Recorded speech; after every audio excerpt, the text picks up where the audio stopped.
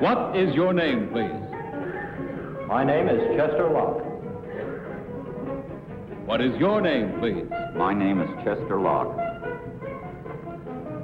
What is your name, please? My name is Chester Locke. Two of these people are imposters. Only one of them is the real Chester Locke, and is the only one sworn to tell the truth. And here is our host, Bud Collier.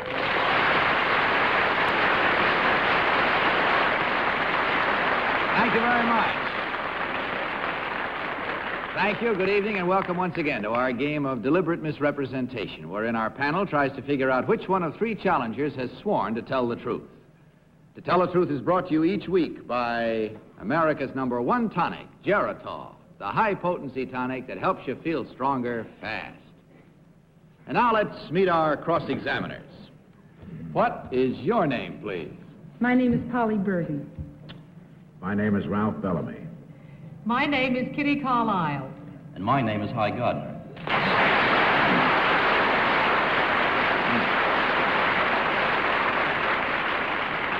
Now, these three gentlemen all claim to be Chester H. Locke.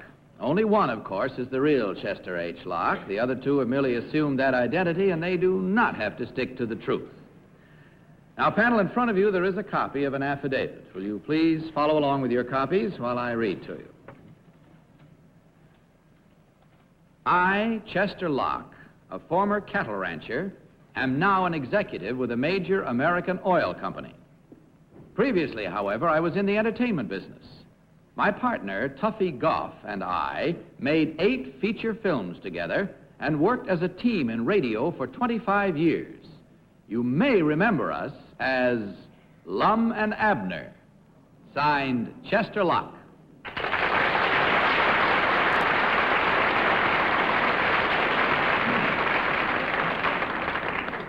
Now, panel, these three people all claim to be Chester Locke, a member of the team of Lum and Abner. Only the real Chester Locke, of course, as usual, is required to answer your questions truthfully.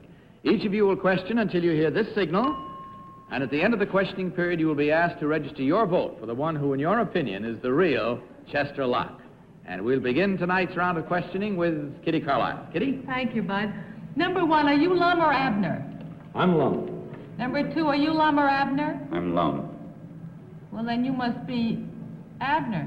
No, I'm Lum. #1, did you perform in dialect? Yes. #2, I want to ask a mercenary question. It says here that you're connected with an oil company. Why is it that oil investments only have to pay 27.5% under other investments? Well, the 27% is deductible, first of all, from your income tax. Also, it gives a leeway for more exploration in oil and other industries. Because the government is interested in making more. That's correct. I see, yeah. #3, whatever happened to Tuffy? He's living in Los Angeles now. #1, would you do some of the dialect that you did as a Lum? Hy Gardner. You mean Lum and Abner did pantomime? I would like to ask #1, you were a contemporary of the Happiness Boys. Can you tell me their names? No, I can't. #2, can you? I can't remember their #3, can names you? now. I don't remember that. #1, who was Dinty Doyle?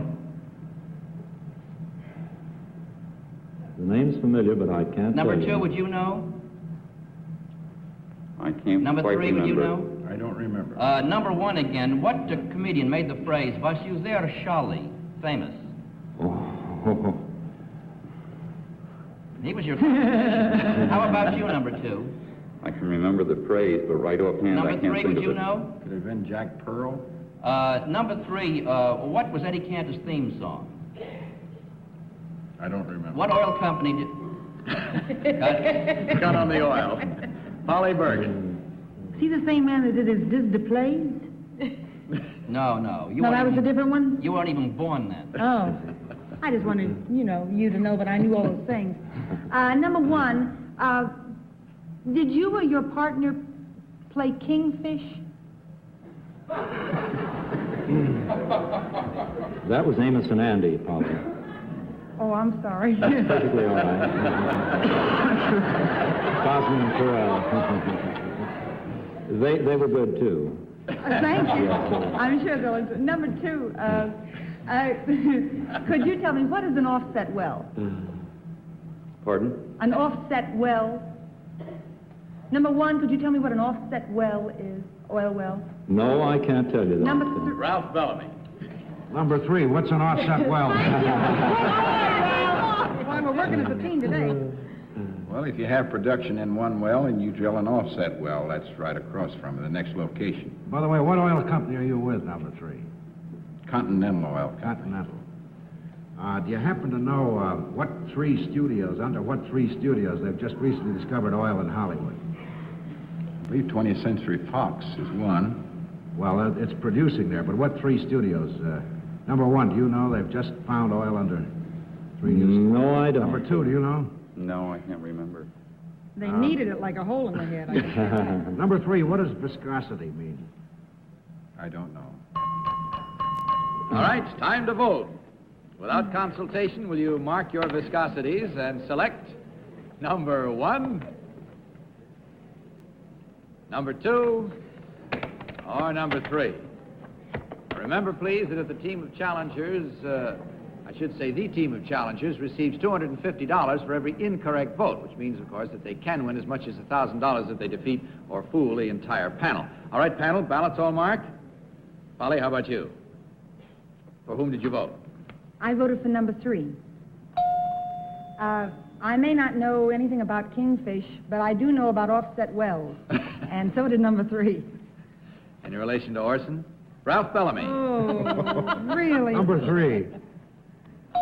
I have some misgivings because none of them seem to know very much about anything, but number 3 had the most information. Kitty Carlisle, for whom did you vote? Number 3. For 3 reasons. He looked like an ex-cattle rancher, and he did know about offset wells, and he knew about Jack Pearl. Uh-huh. All right, Hi Gardner, your vote went to... Well, this makes it unanimous, Bud. Well... Number 3. Number 1 spoke too oily. Sounds like Brooklyn. Number 2, I think once sold oil stocks, and number 3 did know Jack Pearl. Uh-huh. All right, there you have our rhymes and our reasons. The votes are cast, and let's see what good a lot we drew with it. We are now going to find out which one of these gentlemen is the real member of the team, the famous team of Lum and Abner. So right now, will the real Chester Locke please stand up?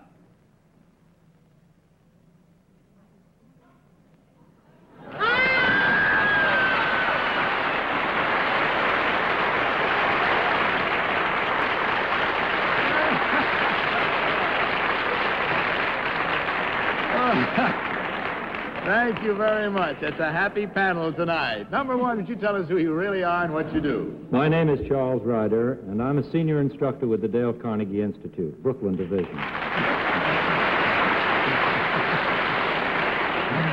And number 2, how about you? My name is Bob Thompson. I'm a men's fashion designer for Jules L. Simon in Chicago.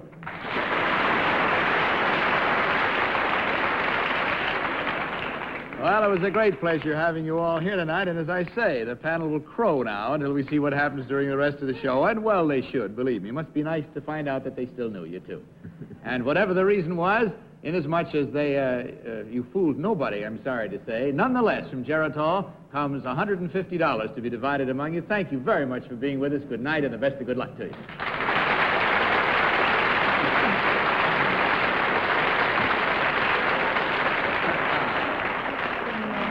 Well, we'll see how your luck fares on the next one now. Now, may we have our next team of challengers, please?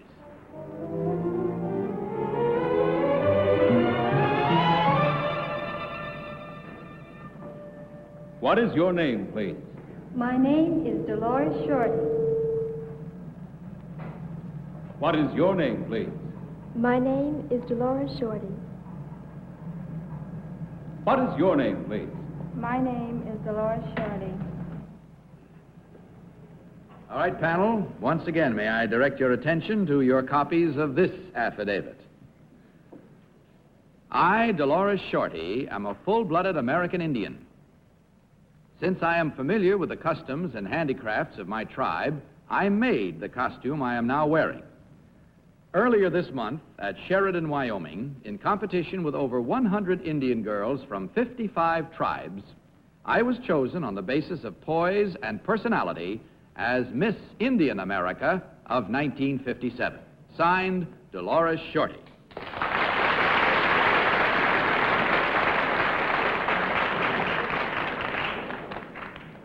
Our panel, these three young ladies, as you heard, all claim to be Dolores Shorty, Miss Indian America of 1957.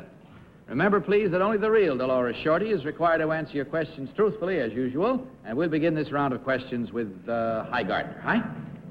I'll skip the first question. I was going to ask you to name the 55 tribes. Number 3, what famous son of what famous father is very active in Indian affairs? I don't know. And number 2, would you know? No, I don't. Would you know number 1? Will Rogers, Jr. Thank you. Number 1, what famous cowboy star and his very lovely wife have adopted 3 Indian children? Roy Rogers. Number 2, is it still against the law to sell hard liquor to Indians? No, it isn't. Not in the cities, but on the reservation, yes. Uh-huh. Number 4, are there any blonde Indian girls? Number 4? Number 4? That's you, Polly. All right, Bud, why don't you answer that? You're number 4. Well, with what we have in the stores today, yes, there must.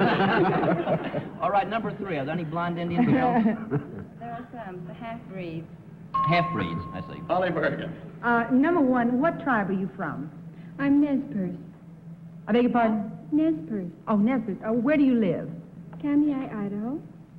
I'm sorry, I couldn't hear you. Kamei, Idaho. Oh, thank you. Number 2, what tribe are you from? I'm a Mohawk. A Mohawk? And where do you live? I live in Brooklyn. In Brooklyn? Well, I tell you, they get around, don't they? They got it right. Yeah. Number 3, could you tell me what kind of paintings are Navajo Indians famous for? Sand painting. Sand paintings? Thank you. Number 2, could you tell me what other traits were there besides were you just counted on poise and personality for the contest? Talent and knowledge of your tribe were included. I see. What did you do as far as talent is concerned? Sorry, Polly. She was Kingfish. Sorry, that's right. Ralph Bellamy. Number 2, what renegade tribe of Indians inhabited northern Idaho? I don't know. Number 3, do you know? No. Number 1, do you know? They were my people, the Nez Perce.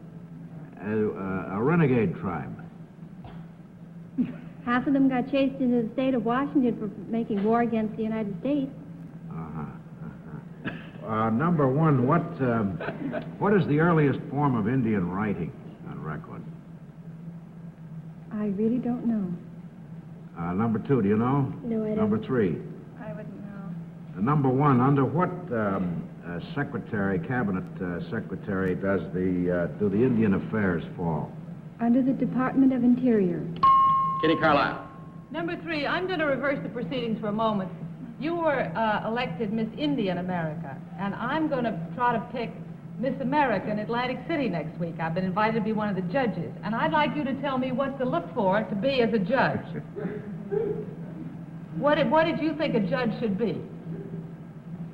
This program is called To Tell a Lie. I think judges should watch everything. Everything.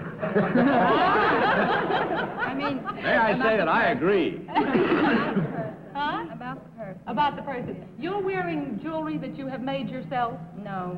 Are you wearing jewelry that you've made yourself, number 2? Yes. And Once again, it's time to vote. I'm sorry, but there's no consultation further. Will you please mark your ballots now, panel?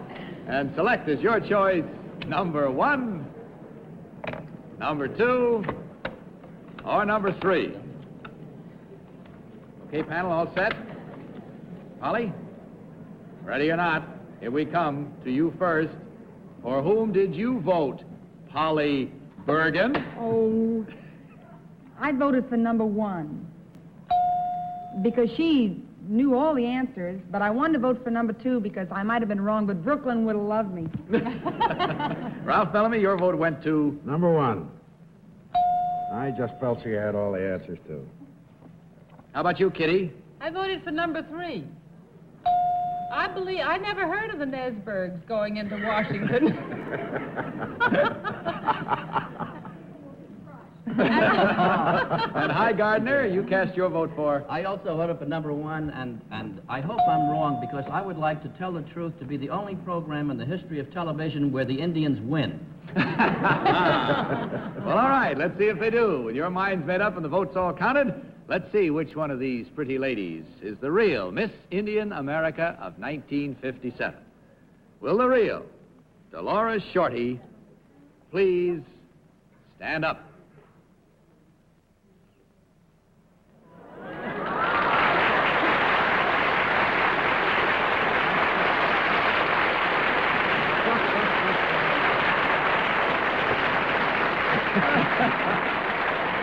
Well, score for Kitty Carlisle on that one.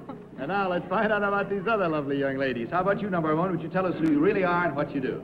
My name is Sunny Chappell. I'm half Nez Perce and half Tsimshian, and I work at Anna Laurie Toy Shop right here in New York.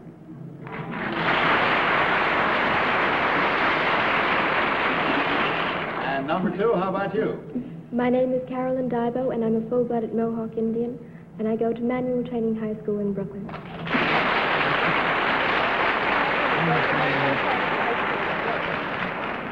Well, there we are. Well, it's not fair because they're all Indians. I see. All right.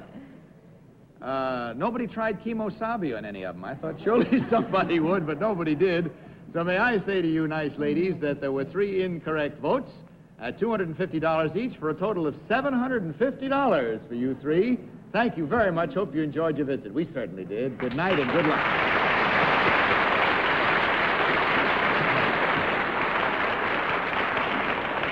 Now let's have our third team of challengers, please.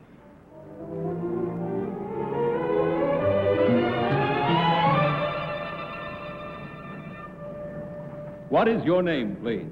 My name is Michael McDougall. What is your name, please? My name is Michael McDougall.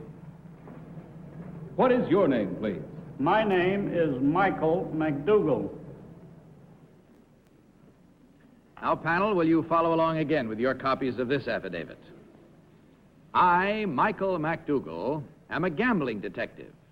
I have worked with both private and public agencies, including the Office of Naval Intelligence, to expose crooked gambling throughout the country. I am the author of 7 books on gambling, and I write a weekly column which is syndicated in more than 100 newspapers. Signed, Michael McDougall.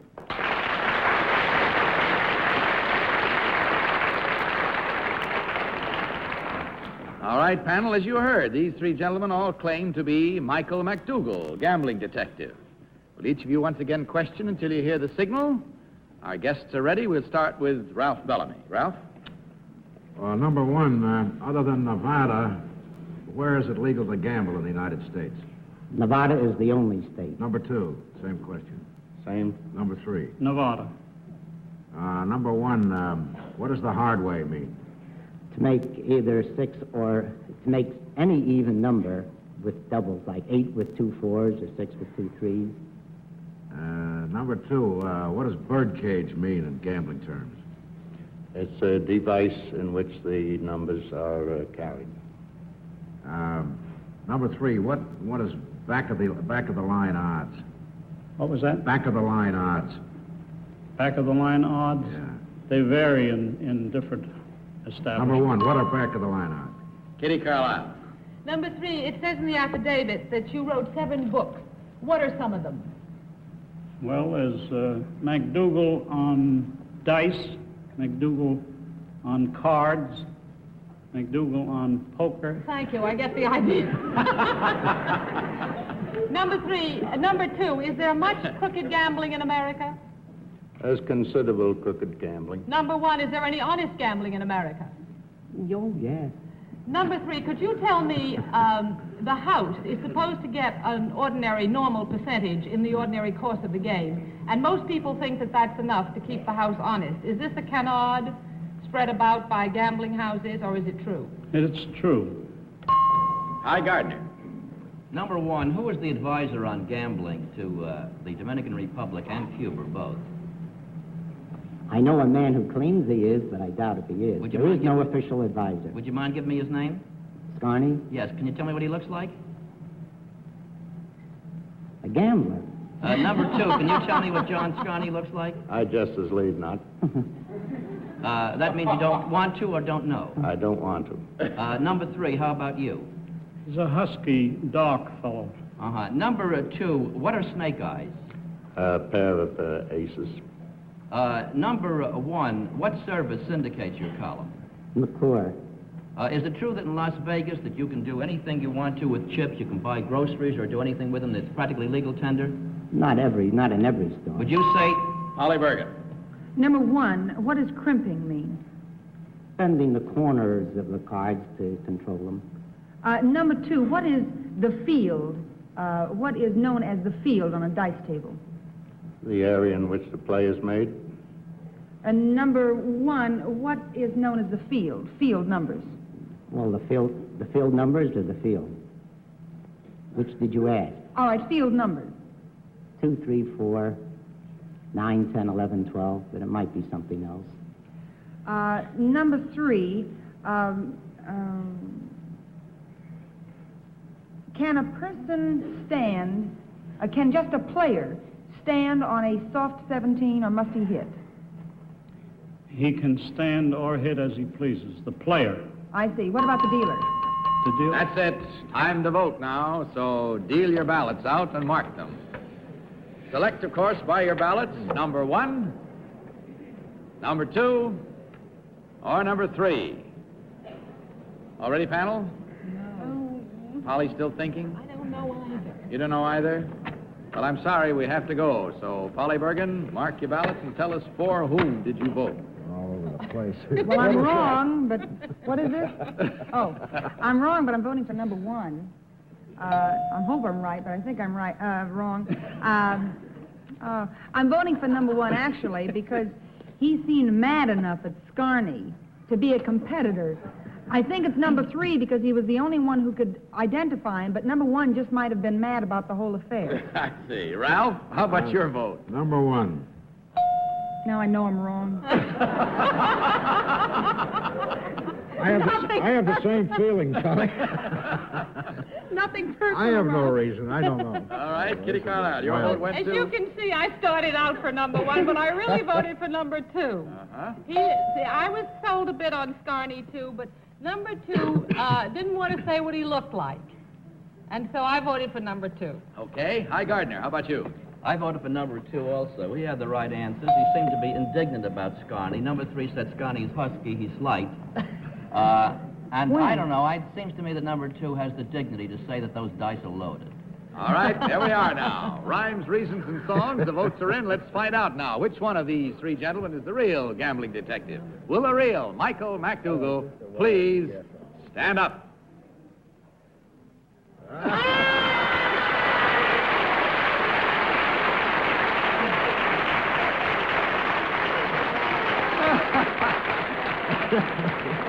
Thank you very much, sir. Number 2, would you tell us who you really are and what you do? I am Edward P. Gallagher, a certified public accountant here in New York State. And that's the same question of you, number 3. My name is Nat Bernstein. I'm president of the General Typesetting Company in New York.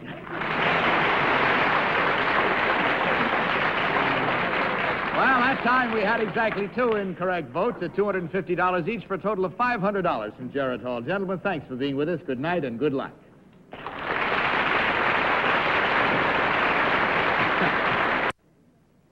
And unfortunately, that's all we have time for tonight, except to say good night. Good night, panel. Good night, Bud. This is Bud Collier saying good night from Jarrett Hall and reminding you to tell the truth. Good night, everybody. Transportation for the Tell the Truth is arranged by American Airlines. guests to fly to New York on American's famous luxury flight, the DC-7 Mercury. To Tell the Truth is a Mark Goodson, Bill Codman production in association with the CBS Television Network. Miss Bergens and Miss Carlisle's dresses by Molly Cornish.